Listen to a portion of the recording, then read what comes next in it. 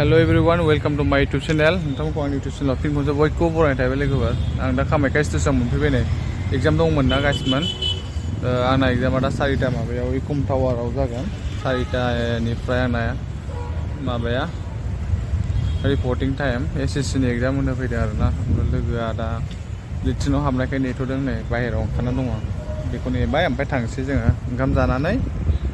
आं नोंथांमोननो दिन्थिबाय थागोन एग्जामखौ बेसेबां मानसि जादों आंना दा 4टायावसो नालाय ओंखाम जानानै थांगोन आरोना लोगोफोर नैबेनो कामाख्या जंसन गिदिरथार नै नायनोसै जों बासजों थांनाय जायो ना अट'जों थांनाय जायो दाबो फिक्स जाथ'वाखै नायनायसै बबे खमसिन बिदिनो थांसै खाथिसो जाखायो 20 मिनिटल' लायो आरो गारिजोंबा मोजां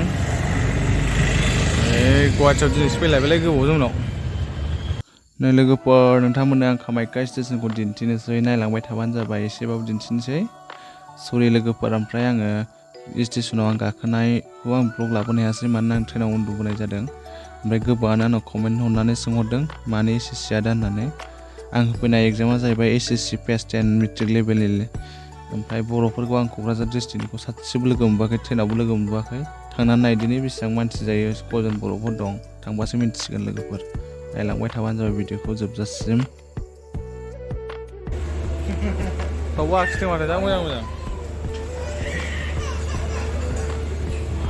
मांकि मांकियाखौ लोगो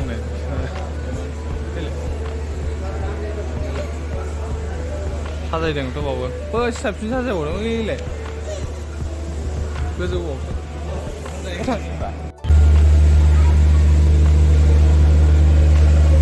बेयावबो बानायखावगासिनो फ्लाइअभार ना ओइथिं माने लिफ्ट बानायबावबायसो बैहाय साजायगासिनो फुरा बिदिनो देरबायथ' साजायजोबनाय दङ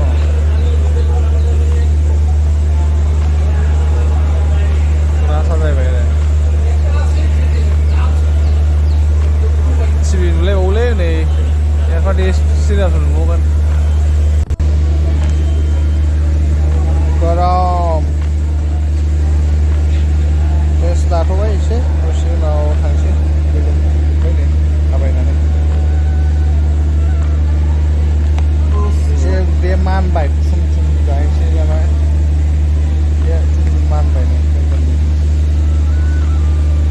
गेस जाबाय ट्रेन गाखोबोनानै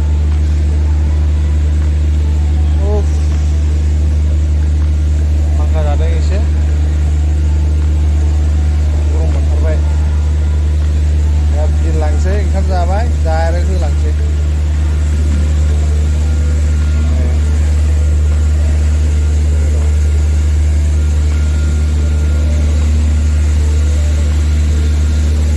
वाइफाइ थावरासै बियो डाउनलड खालामना दंखायोना पेपारल'सो लांनांगौ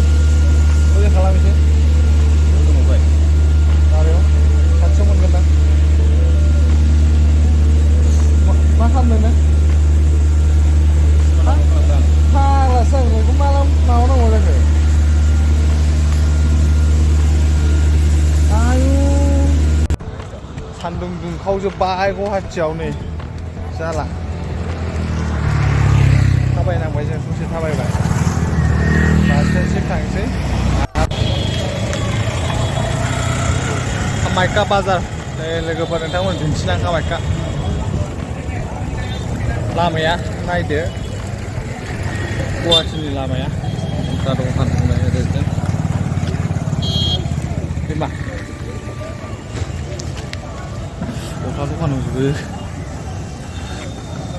लामाया खिन्थु जायाला ओमफ्राय बिराद खुरखाजोब्बाय बास स्टेन्डआव थांसिगोन बास स्टेन्डआव थाबायलांगासिनो ओंखाम उखैनानै रायज्लायनाया जालालै माइरि आयौ फाख्रिनि बारा मोजां थाङो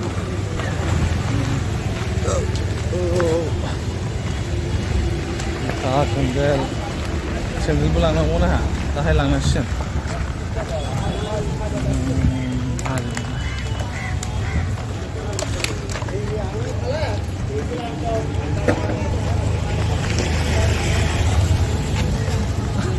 सौदावलाबाय थायो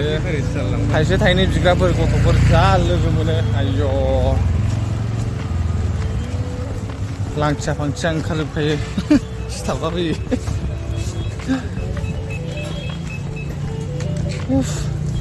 गरम थार ओमफ्राय सान्दुं बिराद होदों फुंनिफ्रायनो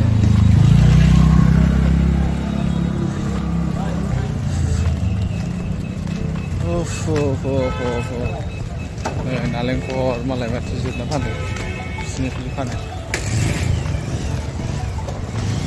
ओंखामथ' उफाय जाहैनो मनालिसाना मनसेयाव जाहैसै ना बहायब्रा बैसोसो थाबायलांनो मोनजाहैबायना जों ए बैनिया औ हा बाव जानोसै ओमफ्राय थांसै कामाख्या मन्दिर होनबाय नालाय बैसिमसो ना मन्दिरा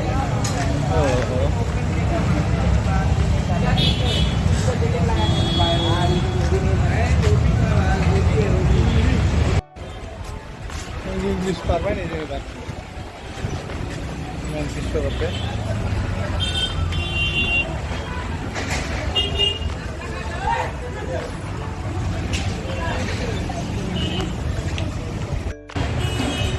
बानायगासिनो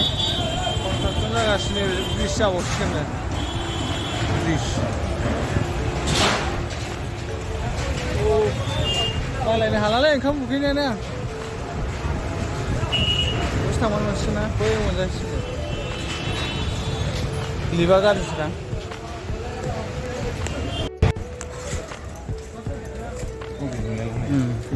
बेजों हाबनांगौ अबेबा बिजों फिसाजों हाबनांगौमोन हटेल ओंखाम जानो नै बेसेबांबा खनासो फैदों जों मोनसे हटेल दं बाहाय गोथाव मोनजाथारो नैबेजों हाबनांगौमोन नामाथाय ओइ बोरो बेजों बै मोनसेसोमोन नामाथाय साले बैजोंसो हाबनांगौ ना बाजार दंमोन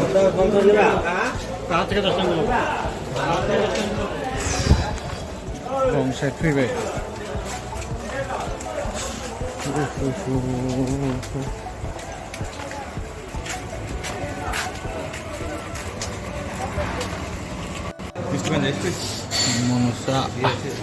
Monosa Hotel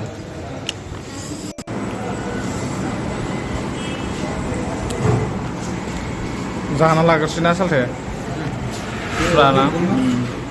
जाना लाग्रोसै उखै सोबाय पुरा दाबायसिगोन लाबबाय थागोन आरोना जों जाबाय थागोन नायलांबाय थाबानो जाबाय गोथावथार बाहाय गोथाव मोनजाथारो आं गोथाव मोनो आलु भाजा थाइबें खाजि पापर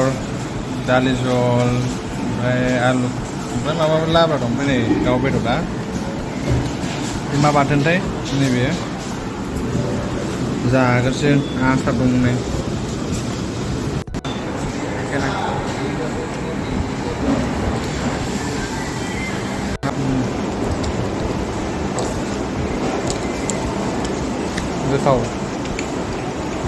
गोथाव मोनदों ना मोनाखै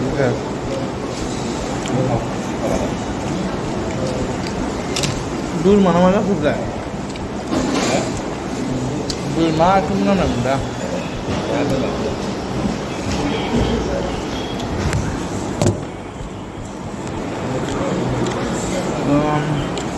जागोन जों जाखांनायनि उनाव गोथाव मोननाय मोननायखौ दा खोन्थासिगोन जों एबार सिखाबाय आं लोगोफोर जाखांबाय थोजासे जानानै ओंखारबाय गय जानोसै एसे गोथावालाय बेयावनो गोथावसिन जायो बै लामा जिं जिंनि बोथिंलाबायनायखौ दाजाखाबाय ओंख्रि गेसाव ओंखाम गेसाव मोनजागोनबो बाव गोथाव मोनजायो आरो एसे मोजाङानो गासिबो गोथाव मोनदां माने बावनो जाफैबाय थायो आं बाव कामाख्याव फैबा ओमफ्राय गय जानोसै ओमफ्राय गय जाखांनानै ससे रेस्ट लानानै गारि गाखोनानै एग्जाम होग्रा सेन्टाराव थांसै आरो जोंनिया बोरै गयावहाय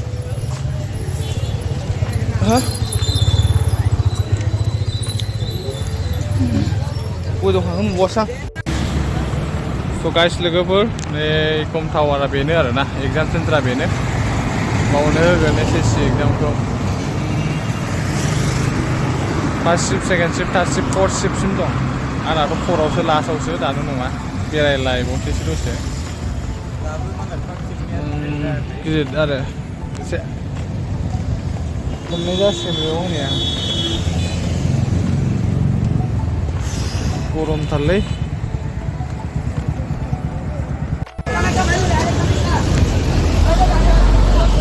गाइस दासो जोब्बाय एग्जामा गबाय आंना नै एग्जामा मा ट्रेन मोनो नायनोसै आरोना जाला गरम मोनाबाय माथो थांनांगौबो जोंहा नै लेट जाबाय बारा मोजां जायासै एग्जामा आंना मेथ्सखौनो हायाखै लोगोफोर बिदिबा बेखिनिसै जों थांनोसै बास गाखोनोसै जोङो थांनोसै इकम टावारा बेनोमोन जायनि खाफालाव दं बे नांसिगोन साख्रिया दा नै ट्रेन गाखोफैबाय जोङो न'आव थांगासिनो ओमफ्राय एग्जाम होगिरिफ्रानो आङो बर'फोरखौ साथाम ना साब्रैल' लोगो मोनबाय बाखिखौथ' आङो नुनायानो जायासै क'क्राझारनिफ्रायथ' नुखायाखैनो आङो बिसोरबो आलदा आलदानिसो ओमफ्राय जायफोरा आंनि भिडिअखौ जोबजासिम नायदों बिसोरनि थाखाय थेंक इउ आं भिडिअखौ बेखिनियावनो दोननाय जासिगोन लोगोफोर